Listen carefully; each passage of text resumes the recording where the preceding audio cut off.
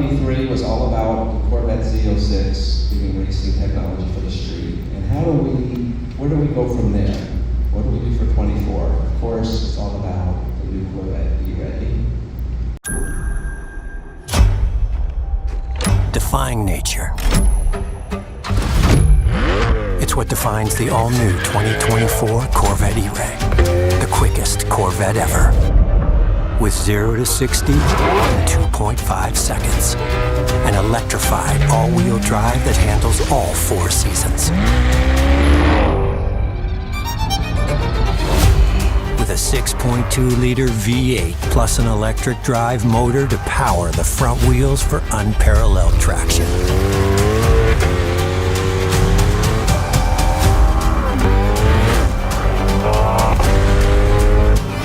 A force on the track or off. Beauty finding strength in the extremes.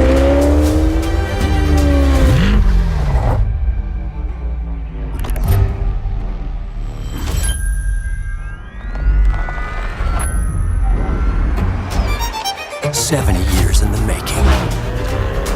The next chapter of Corvette. A supercar of contrasts. It's everything you never expected. One like none." Pretty cool, huh? Yeah. Woo! That video is also on in the museum on the tour, so if you can't get enough of it, you can stand back there and watch that over and over. A little bit of backstory, that of course videos are kind of the new way to reveal cars. Our communications team uses a term called reach. That's how many people saw your reveal. And of course a live reveal, you're in a limited space and you can only get so many people there. And so doing videos like this are a new and exciting way to show what's new for all products, and especially a car like Corvette. The person driving the car in the video is one of our chassis controls wizards. So he is an engineer. He's not a paid actor, spokesperson, or a model. But I can tell you after this video, he's getting a lot of guff about what a great actor and model he is. That last scene where he's getting out of the car was in Salt Lake City at 2 o'clock in the morning. So nothing much going on in Salt Lake City at 2 o'clock in the morning. Good place to film that. But the team did a lot of work doing that, a lot of in-house work doing that. There's the scene where the car is driving through the fog. So you have to make fog. You got to make special effects with a fog machine. And Ken was talking about how nerve-wracking it was to get the car up to speed, and you drive into a cloud, you can't see anything. Of course, there's people on the backside with radios telling them, "Oh no, it's clear, you're good." But imagine just driving into something blind, hoping for the best. So on January 17th, 1953, everybody in here knows what happened. January 17th, 2023, we revealed the E-Ray. We were in a few locations. We had a spot, Harlan and some team were in New York City. Myself and a few engineers were at Milford getting to do some drive experiences on Black Lake. And then we had a group in California. So we're trying to, again, spread out the reach that we talk about, and talk about a car that really is all new, especially for Corvette. It's a new formula, a new mission for us. And Harlan likes to point out that 53 in the foreground had 150 horsepower. Well, the E-Ray has 160 horsepower just on the front axle, so we've come a long way for sure. Plus 495 on the rear axle. Yeah, there's a little bit more that goes with it. This also was not a new idea. So in 1964, Zora and team, of course, they finished the Serve 1. They go to work on Serve 2, and a big mission of that car was to explore capabilities of all-wheel drive. What can all-wheel drive do for performance? Can the hardware earn its way onto the car in terms of its performance enhancement? Obviously, it has a lot of grip. It can do some pretty blistering acceleration times when you have that much traction. And in 1964, 2.8 seconds was unheard of. It's still awesome. And now we've got the E-Ray that can do so much more.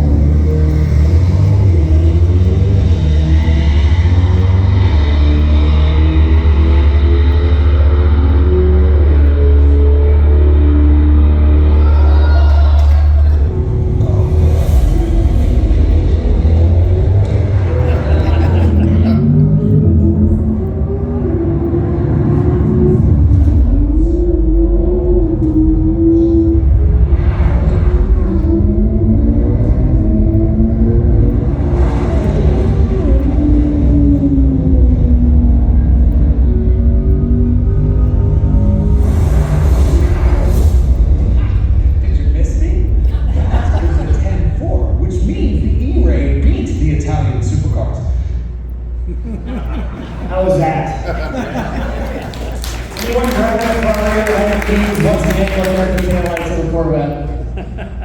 If you haven't checked that out online, the video by Jason Camisa is very, very well done. It's a pretty cool thing to watch. One thing, a lot of things about the E-Ray make up what's great about it. And it's why I'm pretty sure Harlan coined the term the Swiss Army knife of Corvettes. It does everything really, really well. And we decided a long time ago to electrify the Corvette. It wasn't because of a mandate or what you hear recently about the world converting to electric vehicles. This was well before that talk, and this was all about enhancing performance. So we can use electrification to recover kinetic energy that all vehicles in motion have when you're coasting and on the brake. That energy is just wasted as heat.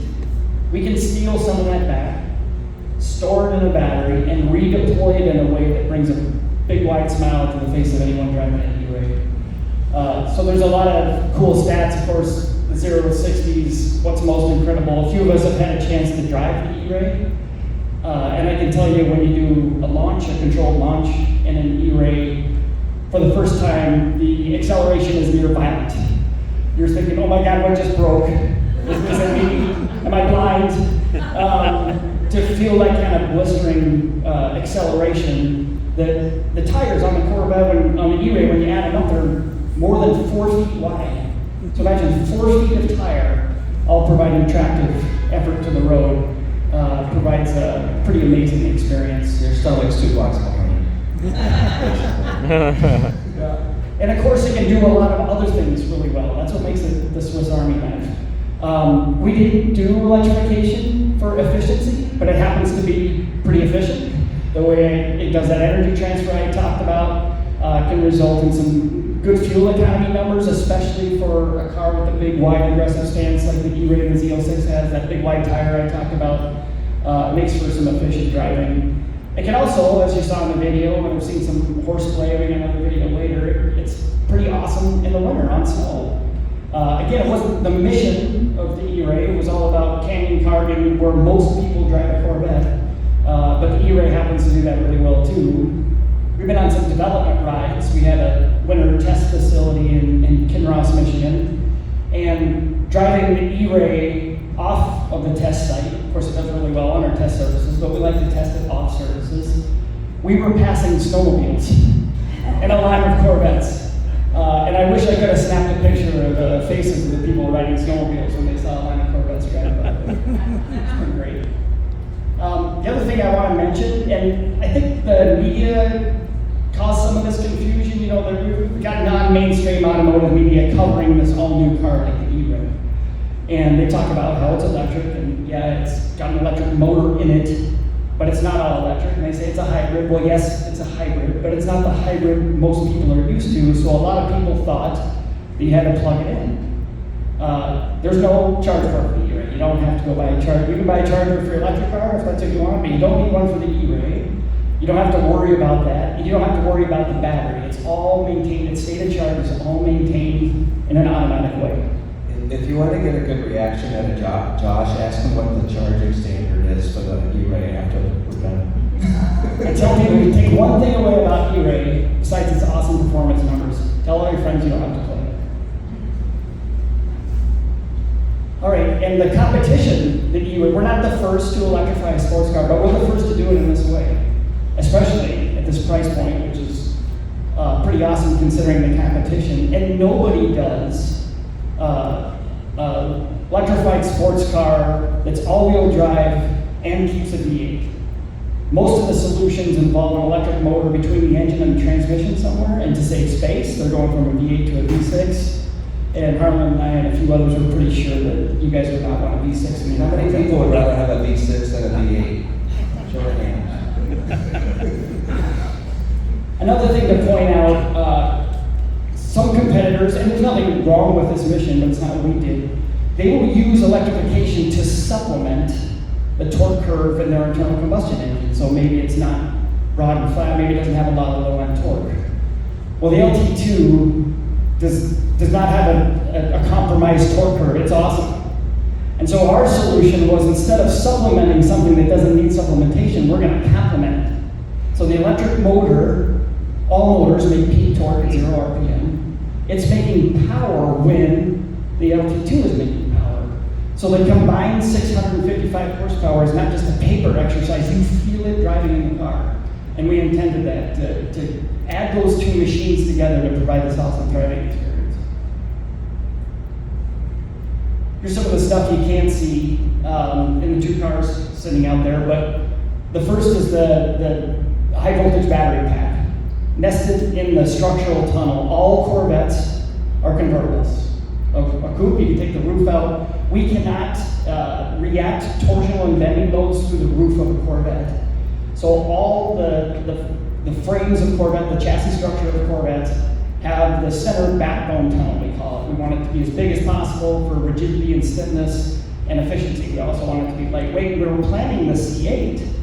We were working on this movie. We knew we were going to do this. So the E-Ray wasn't like, oh, we launched a Stingray, maybe we can throw an electric motor in a battery and see what happens. That's not how it was designed. We knew from the beginning, working with the battery team, that by the way, they weren't used to working on performance cars, so we had to say, hey, this is we're not doing this for fuel economy, we'll take what we can get, we're doing this for fun. Help us architect a battery and the power electronics that will nestle into the body structure as we're designing the body structure, so we don't miss out on something by a few millimeters. So these were designed together. The electric motor, the drive motor generator in the front of the car, also fits into the body structure so that we didn't have to compromise with the E-Rays, but it's an amazing grand touring car. There was, of course, lots of rumors before we revealed it that this might be happening, and most people thought, well, they're going to take away the front, because that's where the electric motor should go. But we were able to keep that intact, because again, we planned from the beginning, ordered as it was electric motor.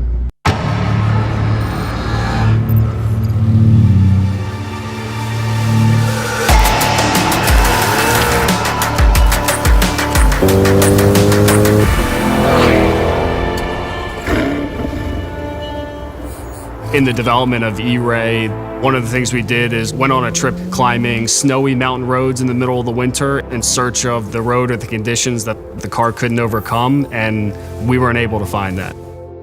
The world is your playground. You now have this unleashed 4-season capacity where you can go canyon carving, spirited driving through twisty roads, mountain passes through mixed conditions, and the all-wheel drive system brings a whole nother dynamic into it. The E-Ray can comprehend the surface you're driving on and adjust the all-wheel drive balance to be optimal for the situation at hand. The all-wheel drive system really makes use of every one of those 655 horsepower. Having all that on tap is great, but if you can't get it down to the road, it's not worth a whole lot. The E-Ray comes with the Michelin Pilot Sport All-Season 4 Plus, which was uniquely designed for the E-Ray with Michelin. The tires are part of the key in what gives the car that really lightning fast pace, great responsiveness that can handle all kinds of weather conditions. This is a car you could drive year-round, every day. Although it can be a very comfortable, easy to drive touring car, the E-Ray is also a weapon on the track. It really brings all of these systems together to be that ultimate Corvette. The E-Ray completely breaks the mold of a fair weather sports car.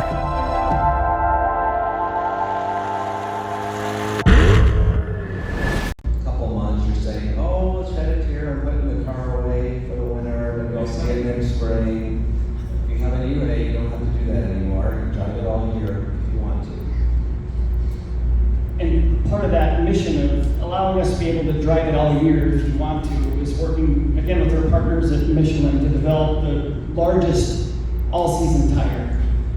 It has a lot of capability that really makes the E-Ray shine in all weather. So we know that a lot of people aren't going to throw their Corvette around in the snow for horseplay. If you want to, it's super fun. But what we hope this does, what it will do, is inspire confidence. Say, especially I grew up out west, you might head out from the valley and it's nice and sunny and warm, but where you're going requires a mountain pass and the clouds are dark. You don't have to decide, I might leave my Corvette at home because I'm not sure what the weather will bring. You can drive the E-Ray anywhere at any time. We did some things to offset the mass that we had to add for the battery and the electric motor. The first step was to make those new components as lightweight as possible. The battery and the power electronics are packaged in a composite case structure that bolts into the tunnel I was talking about before. The front drive motor is tiny. It makes 160 horsepower, and the armature is about the size of a coffee can. It's amazing. And it sits inside a magnesium case that's fastened with aluminum bolts. The 12-volt battery that runs the rest of the electrical system in the Corvette, including starting the LT2, is a lithium-ion battery, another place we can save some weight. And then we took a parts bin, a proven part from the Z06, the J57 brake system, and use that on the E-Ray. The car's certainly got a lot of capability, so that it benefits from that brake system, but we save a lot of important unspun mass in a sports car. Got some cool new wheels. I've had a lot of people tell me that they think this is the coolest wheel that we've done in a long time. I happen to agree. Along with some new finishes, people still asking for chrome wheels. I don't think chrome is going to happen maybe ever or anytime soon. I usually don't say ever, so that's a pretty bold statement.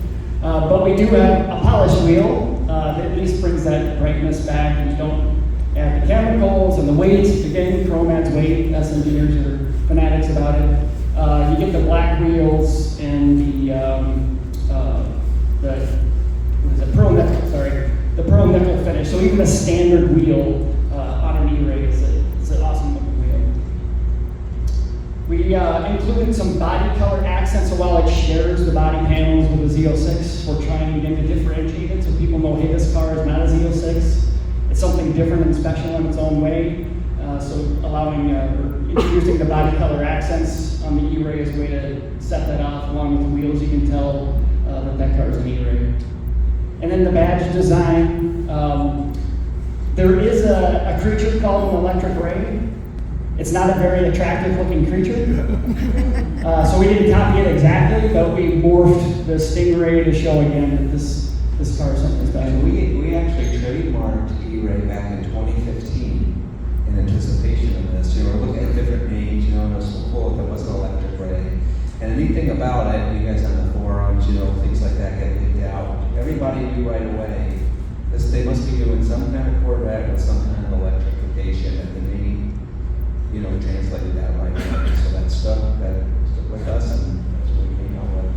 Right, and of course trademarks are public, and to Harlan's point, that's what started. Hey, there was going to be an electric Corvette, and the rumors that the motor will fit in the trunk, and there'll be a bunch of compromises, and that is not what was done. We of course bring some of the details inside the car.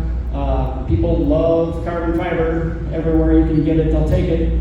So we're adding some of the content that we introduced with Z06 back into E-Ray, and of course we have unique badging on the steering wheel and the waterfall between the seats and the door sills. Here's a welcome animation that plays, so when you wake up your E-Ray and you see the instrument cluster that shows on the cluster, again, another way to show what's special and different about the E-Ray. Special gauges. So we have a hybrid battery gauge. That's pretty important especially when you're exercising the car on something like a racetrack. You want to know the state of charge of the battery, where the power flow is going. On normal driving, it's just fun to look at, to watch, especially if you're a tech geek. It's nice to watch where all these power flows are going. When you step on the brake, you can see it regenerating energy. When you get on the throttle, you can see it propelling the car. It's just entertaining and enlightening to watch. This is our stealth mode cluster display. So I didn't mention it was in the slide, but one of the cool things about an E-Ray is you can operate in pure electric mode. So to start the car, there's a handshake, we call it. You turn the drive mode, you press the start button, it'll ask you if you want to be in electric mode, you select it. Press the start button, and you can operate in pure electric mode. One of the common use cases we like to imagine is a neighborhood exit mode. So some of us that have the luxury of driving Corvettes every day, our neighbors may not appreciate us leaving at all, especially our early morning starts in a Z06. So I know my neighbors appreciate the E-Ray.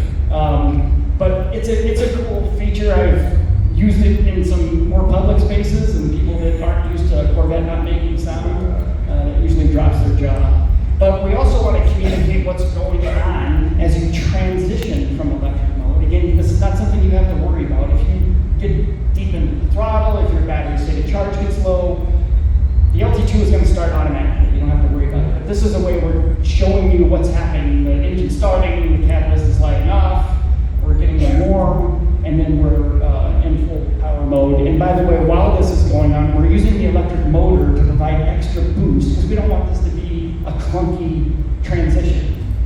We want everything about driving the E-Ray to be seamless and smooth. This is another cool toy. So if you get tired of staring at your nav screen when you know full well where you're going, you just put it up there because it's something to look at. Or maybe you're looking at album art and you know the song is playing. You can look at this. This shows a bunch of power flow data that's unique to the E-Ray. And this app is called the E-Ray app and only in the E-Ray. And it shows the power flows. You can decide to show power or torque. It shows the battery state of charge and how it's flowing. You can change the time scale, you can pause it, you can look back, say you did a maneuver and you want to see what was going on and maybe you had to concentrate on the drive at the moment, you want to look back. It does lots of cool things. Here's a demo. Watch gauge operation under acceleration, deceleration, and the power flow illumination graphic in the middle. Heavy acceleration. You can see the engine light up and filled. White rear axle. Orange filled. Now braking. Heavy regen on the left. Front axle going to the center. So that video was made by our lead development engineer, Mike Kuchar, who was instrumentally, this car wouldn't be what it is without Mike's involvement. He worked on the EV1. So he's been doing electric cars at General Motors for quite a while, and he brought his electrification experience to us in Corvette. We were very, very happy to have him. His daughter was filming this as he was driving to show this demo. And one of the things that doesn't really come through in the video, you can hear the engine, but when you drive the E-Ray, especially hard on the throttle, you can hear the electric motor. It makes a cool sound. It's a cool machine. And it adds to the experience of what makes an E-Ray different to drive than any other Corvette. And of course, I've talked to a lot of people. We have the Configurator online, so you can design your E-Ray online right now, as well as all the other 24 Corvettes. We have a lot of fun doing that at Chevy.com. And some of the other new features we have, we showed this car. It's been in a lot of the pictures. We have a new electric blue stripe that's exclusive to the E-Ray. And then new colors. So these colors are on all the new 24 Corvettes. We have a new Seawolf Gray, which is a tricoat color.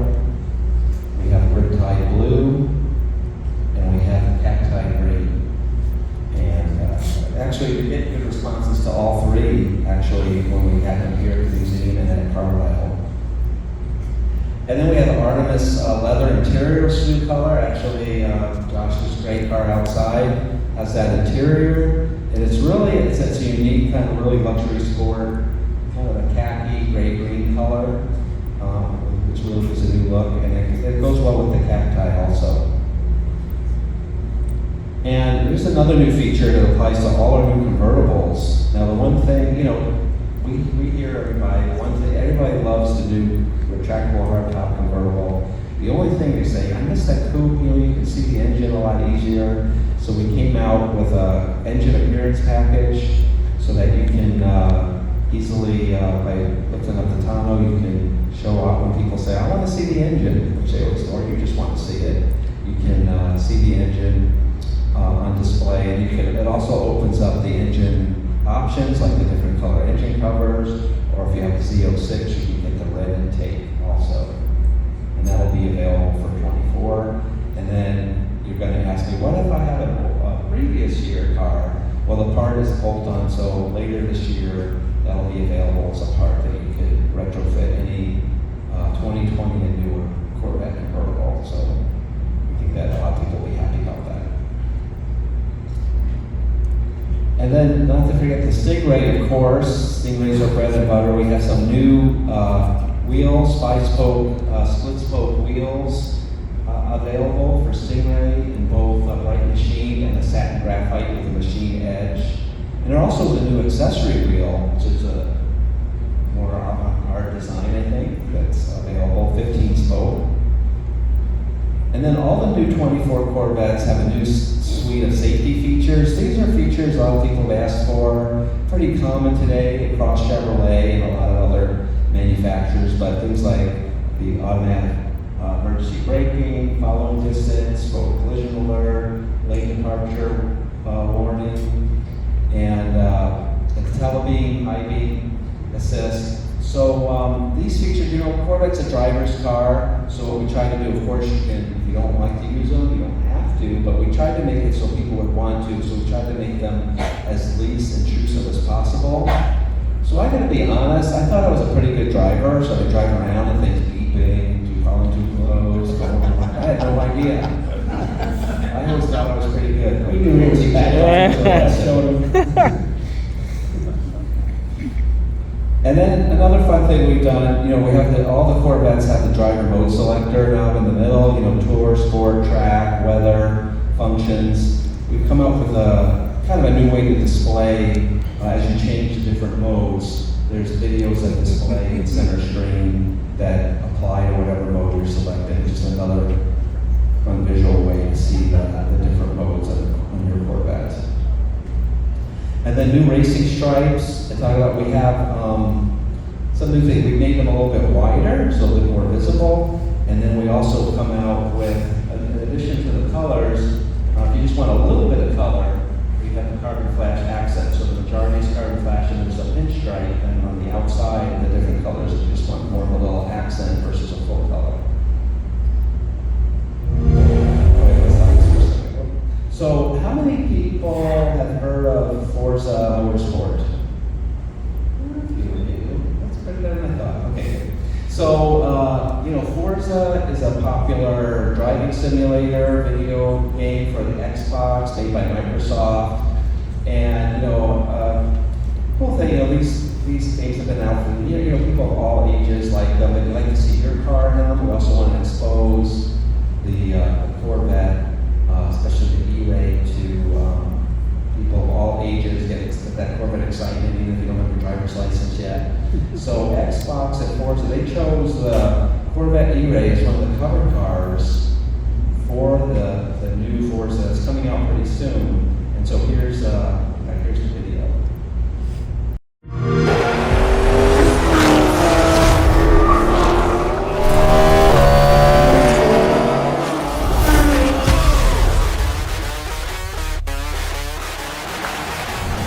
I know you're ready. You've got this.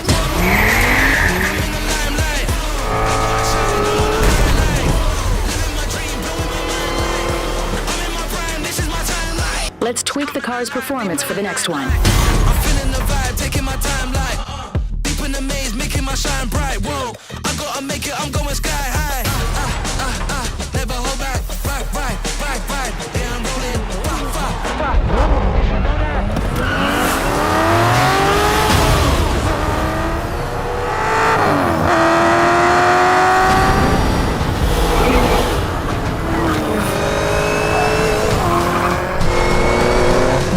was your best lap yet.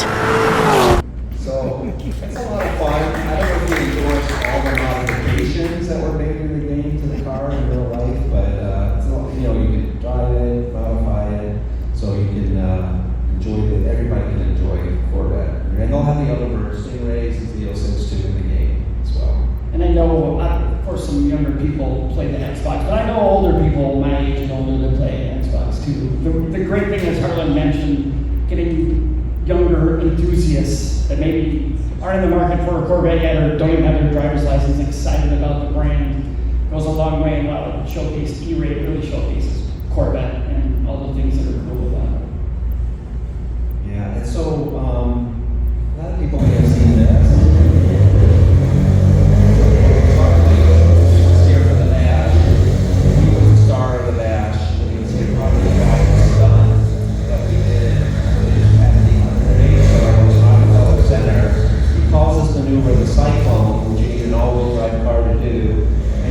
that's the performance data recorder video. You don't watch it. We haven't eaten lunch yet, so you can watch it. But they actually needed a crane to bring the car down. You can't really drive the car onto the ice rink in Rockefeller Center. And then when we were done, we couldn't really get it out right away, so everybody was just skating around the car all day. But it was a great way to, introduce the E-Ray to a national audience. So thanks. Of course, we made a cover, a motor trend, but I guess we might have a question. Maybe people. Does anybody have questions? Any chance? When you transition from electric to the LT2, does it kick the starter or does it bump start? It uses the starter, so the engine has a dedicated starter, just like all LT2s has. This one's a little more beefed up because it comes with start-stop capabilities and some other features, so we want it to start as quickly as possible. But it starts just the engine, it doesn't bump start it, which could be possible. But we wanted that smooth driving experience I was talking about, so we're going to start the engine with a regular engine starter. One more, if I may. At cruise speed, steady state, is the battery contributing anything to that, or is it just waiting for you to hit the loud pedal? At cruise speed, steady state, flat ground, the battery and the electric motor aren't generally doing a lot, but most roads aren't flat, and most speeds aren't constant. So, like driving here from Michigan, for example, there's rolling hills. And as I go up a hill, I can see and feel the electric motor boosting the internal combustion engine. Here's a way we use the electrification to save fuel economy. When you're cruising, you're not necessarily asking for performance. You want to get the most efficiency out of the car you can. So we use active fuel management. In the E-Ray, we use it's a term called AFM, active fuel management extension. So we use the electric motor to supplement the internal combustion engine for as long as we can to keep it in 4-cylinder mode for fuel economy. And we don't like to switch in and out of it. It's kind of an annoyance. So once you're there, you want to stay there as long as you can. So going up the hill, you'll see the electric motor boosting, and as soon as your crest will go down, you'll see us stealing, we call it freebier. Anytime we can take energy, we're going to try to take it and keep the battery so the charger needs to be. Thank you. Tom has a question. Tom Wallace here. Harlan knows I have a reputation of running out of gas. Okay? If I run out of gas in an E-Ray and the battery's full, do I have a couple of miles that I can get to the gas station? Don't run out of gas. But if you do, yes, we actually have another feature too. It's called shuttle mode, and it was really designed to move the car around in the garage, and you got like 15 miles an hour. But you could drive it that way, or you could do. You could get a little bit out of that, but a few miles. But that's about it. By the way, Tom's not the only one. I like to hike miles as far as I can. So I drove Configurator from my house in Michigan to here. It was 505 miles, got all the way here, no stops, nothing, never stopped for gas. And the Shell station was full, and I'm impatient. So I thought, well, I'm going to get something to eat anyway. So I went to Wendy's and grabbed something, waiting for the Shell station to clear out. And between Wendy's and the Shell station, I ran out of gas. In the E-Ray, when you go into stealth mode, we do a bunch of checks in the background because we want to guarantee this is for highway driving that the engine is always going to start. So in Tom's scenario, in my scenario, we would not let you go into stealth mode because we said you don't have enough fuel to safely start the engine. But you can use shuttle mode, as Harlan talked about. That's it. Running out of gas is a use case. The more common use case is moving the car around your garage or at home. I've had a few times where just getting the car around, it's not great for an engine to start it for a short cycle and then shut it off. So there's a lot of What is the use cases I use it for? Like if you're on a trip, you stop at the gas station or those truck stops, and then you hit your gas and you just want to move it, 20 yards to park it at a store. I put it in shuttle mode, just put it right in, start and stop it, the whole car again. I'm a ASC certified mechanic with a repair shop in Lakeland, Florida. We only fix Cruises. And the problem we found with start-stop is that the head gaskets don't last because of heat cycles. It's the same engine using the Corolla that's using the Prius, but in the Corolla, the head gasket lasts 280,000 miles. The Prius lasts about 180. So have you guys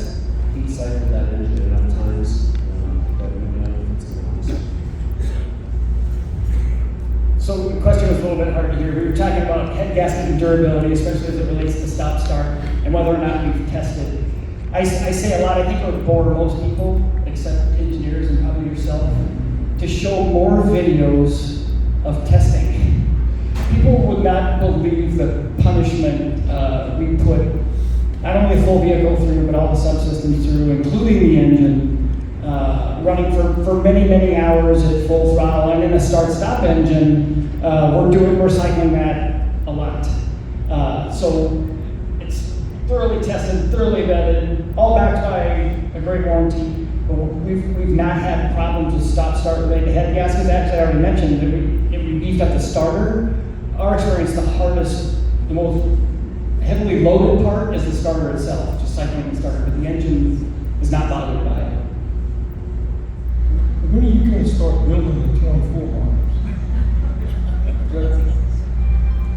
I mean, there's two questions there. When are you going to start building the Stingrays? And then when are you going to start building the E-Ray? Very soon. I looked down at Ray and he just validated. We are going to start building 24s very soon. First, we got to get the 23s done. We'll finish those and then we'll go right to 24. Next week? Next month? Not next month, but not next week. How's that? When do we get allocations for E-Rays? When do we get allocation? So for 24, it's going to, we're going to start Stingray, Z06, and E-Ray. So E-Ray's a little bit after the rest. So you can submit orders to the dealership